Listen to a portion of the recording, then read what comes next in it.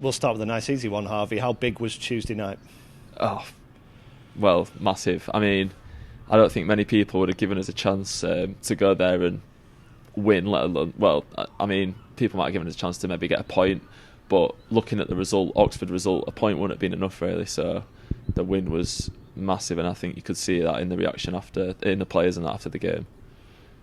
How important is it that it's not just one result? How do you go about backing that up? Well, one result's not going to be enough, so we need 6 points minimum to keep it, well, to give us a chance of staying up. So it's important that we do back it up on Saturday, and I think it's a good opportunity. A team around us, so there's no reason why we can't. We have beaten them this season as well, so there's no reason why we can't go beat them again.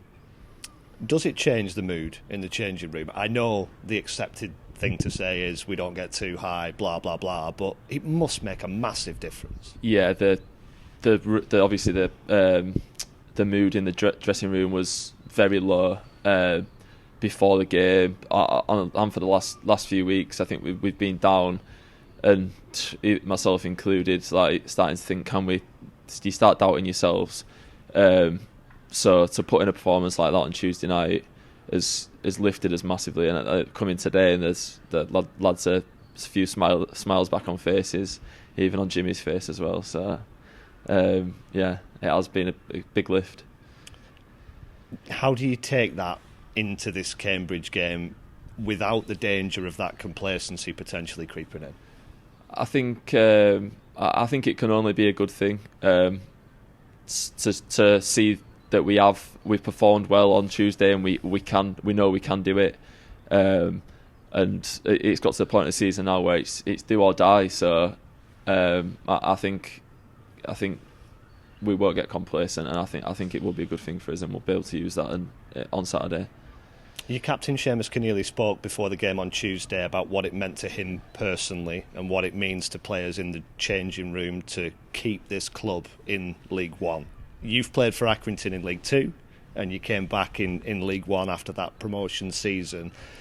How much have things changed, and how important to you is it that you maintain this status in League One? Yeah, well, I came back in the January of the season we got promoted, and obviously I was there the year before, and we were struggling when I came. Managed to stay up quite comfortably, but there was no way I thought that they'd be able to get promotion the next season.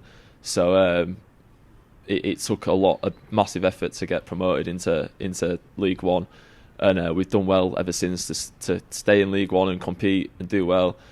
And I think it's just important that if we are going to go down, that we do it. We show some fight and go down fighting. But yeah, it's important. I want to keep us in this division, and I mean, I'm not personally contracted to the team next season, but I'll go out, give my all every game, and I think everyone in the team who plays alongside me does the same. So, in some ways, is that another incentive? The fact that it's not quite an audition because everybody knows what you're all about, but you're playing for your future just as much as the club is in this league. Yeah, that's it. I am.